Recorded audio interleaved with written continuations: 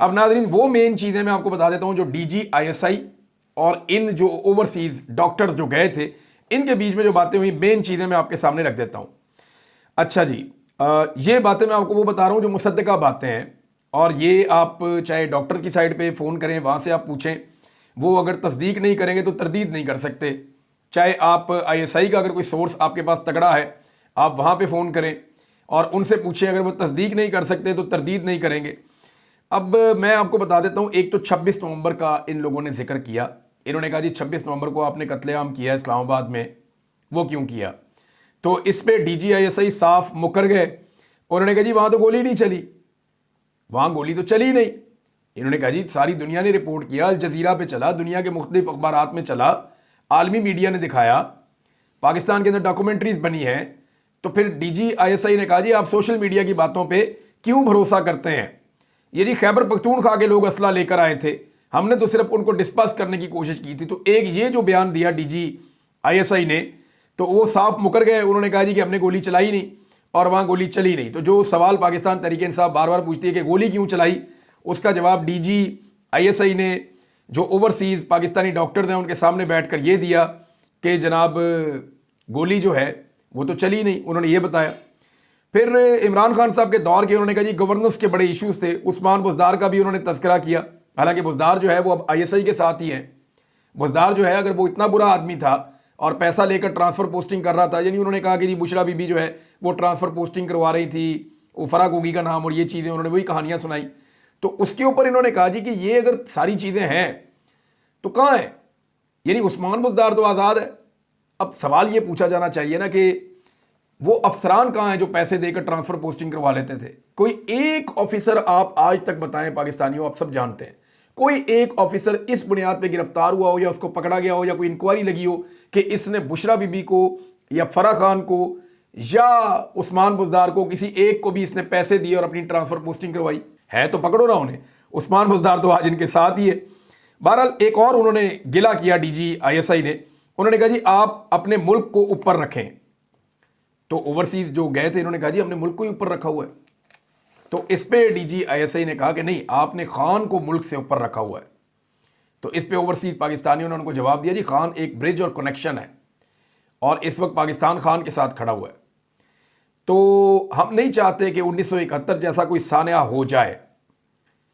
तो anti establishment चीज़ों के ऊपर फिर पूछा गया DGISI की जानिब से। तो यहाँ पे इन्होंने अगला सवाल ये उठाया कि जी चोर डाकू लुटेरे कहकर जिन लोगों के खिलाफ आपने बयानिया बनाया था वो गंद का टोकरा आपने खुद उठा लिया है, वो गंद और मलबा अपने सर पर उठा लिया है। ये अल्फाज वहाँ इस्तेमाल हुए थे कि वो गंद और मलबा अपने सर पे आपने उठा लिया है। लोग बड़े हसास हैं, वो ये कहते हैं उनके साथ धोखा हुआ है। अच्छा, इस पे जो ना DGISI का जो जवाब है वो ये था कि जरदारी साहब तो बेहतरीन है ना, यानी बेहतर है ना।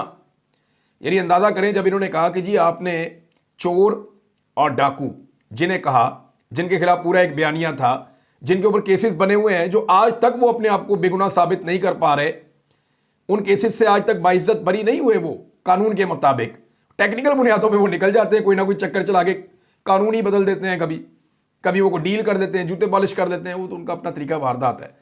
लेकिन DGISI ये समझते हैं कि आसिफ अली जरदारी बेहतर हैं as compared to Imran Khan. तो माशाल्लाह अगर वो ये समझते हैं तो फिर तो बिल्कुल ठीक काम हो रहा है इस वक्त।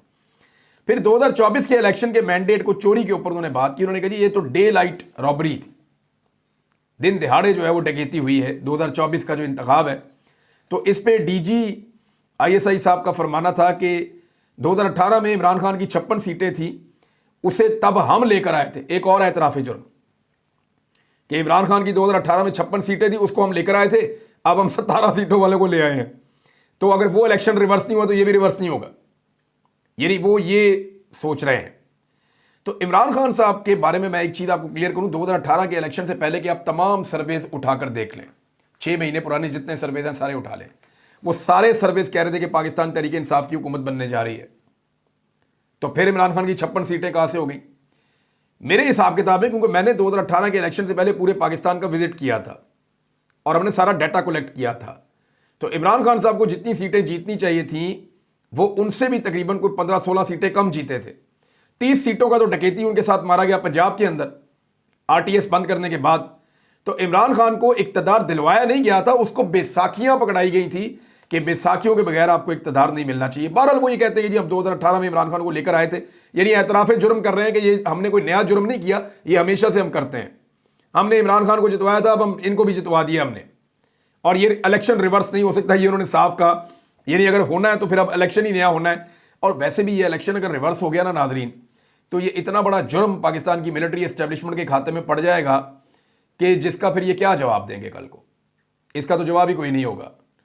अच्छा जी, इसके साथ जो है वो डॉक्टर ने फिर इस पर कहा जी आपने वो भी गलत काम किया था, आप आज भी गलत काम कर रहे हैं, आप जमहूरियत को पनपने ही नहीं दे रहे, जिसकी वजह से हालात ख़राब हो रहे हैं। अच्छा, एक बात और जो बड़ी खौफनाक DGISI ने इन लोगों से की, वो मैं आपको बताता हूँ। उन्होंने कहा कि इतने जवान शहीद हो रहे हैं, हमारे हालात और बहुत ज़्यादा ख़राब हैं पाकिस्तान के, और चीज़ें इतनी ज़्यादा ख़राब हैं, इतने ज़्यादा जवान शहीद हो रहे हैं कि हम सही नंबर्स भी नहीं बता सकते। ये बड़ा अलार्मिंग है। ये DGISI ने कहा कि हमारे इतने जवान शहीद हो रहे हैं कि हम सही नंबर्स भी नहीं बता सकते जवानों की शहादत के।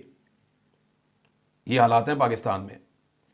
अब जब हम सवालात उठा रहे थे थोड़े दिन पहले, तो हमारे ऊपर कहा जा रहा था जी मुकदमे करो, ये करो, वो करो, ये सवाल उठाते हैं, ये गद्दार हैं, बागी हैं। जब हम ये पूछ रहे थे कि इंटेलिजेंस का इतना बड़ा फेलियर कैसे हो गया, जब हम पूछ रहे थे कि जो बाकी लोग हैं उनको आप सामने क्यों नहीं लेकर आ रहे, जो जवान जो बच गए हैं उनके बारे में तफसीलात दी जाएँ, तो नहीं दी जा रही थी। तो फिर इसका मतलब है कि हमारी खबर में सदाकत थी कि जवान शहीद ज़्यादा हो रहे हैं और नंबर्स कम बताए जा रहे हैं, और ये बात DGISI ने वहाँ पे की है। अच्छा जी, उन्होंने कहा हम सियासी इस्तेहकाम चाहते हैं और बहुत सारी चीज़ें करने के लिए, तो हम उनकी तरफ जाना चाहते हैं। तो इस पे ओवरसीज़ पाकिस्तानियों ने कहा जी फिर आप आगे बढ़ें।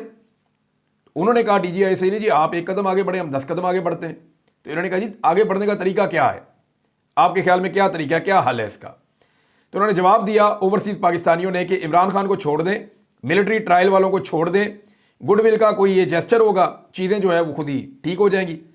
तो आगे से जो DGISI थे उन्होंने कहा जी कि ठीक है, आप लोग जो है वो टेम्परेचर डाउन करें, जाएं वापस टेम्परेचर डाउन करें, 4 से 5 हफ्ते में ये चीज़ें हो जाएंगी। यानी इमरान खान भी छूट जाएंगे, मिलिट्री ट्रायल वालों का मामला भी हल हो जाएगा। ये दो चीज़ें देखें, मिलिट्री ट्रायल वाला मामला पाकिस्तान के गले पड़ा हुआ है, क्योंकि जून के अंदर तय होने जा रहा है। ये भी आपके पास 2 महीने बाकी हैं, सिर्फ अप्रैल और मई का महीना, और अप्रैल आज शुरू हो गया है, आगे बाद टाइम नहीं है ज़्यादा। वहाँ पे जो है वो पाकिस्तान का GSP+ का जो स्टेटस है वो ख़तरे में। अगर खुदा न खास्ता वो मामला पाकिस्तान के खिलाफ चला जाता है तो पाकिस्तान की एक्सपोर्ट्स जो पहले ही बढ़ गई हैं वो बिल्कुल ही फारग हो जाएगी, खुदा न खास्ता। तो अब यहाँ पे पाकिस्तान को फैसला करना पड़ेगा, मिलिट्री ट्रायल वालों को छोड़ना पड़ेगा, इसका फैसला पाकिस्तान के हक में आना होगा, और यहाँ पे जो सिविलियंस के मिलिट्री ट्रायल हैं उनको रोकना पड़ेगा, क्योंकि दुनिया में ये होता नहीं है। तो उन लोगों ने ये कहा, ओवरसीज पाकिस्तानियों ने, इस पर ठीक है जी आप 4-5 हफ्ते की बात कर रहे हैं, हम कोई मुल्क के दुश्मन या रॉ के एजेंट नहीं हैं, हम पाकिस्तान के लिए आवाज़ उठाते हैं।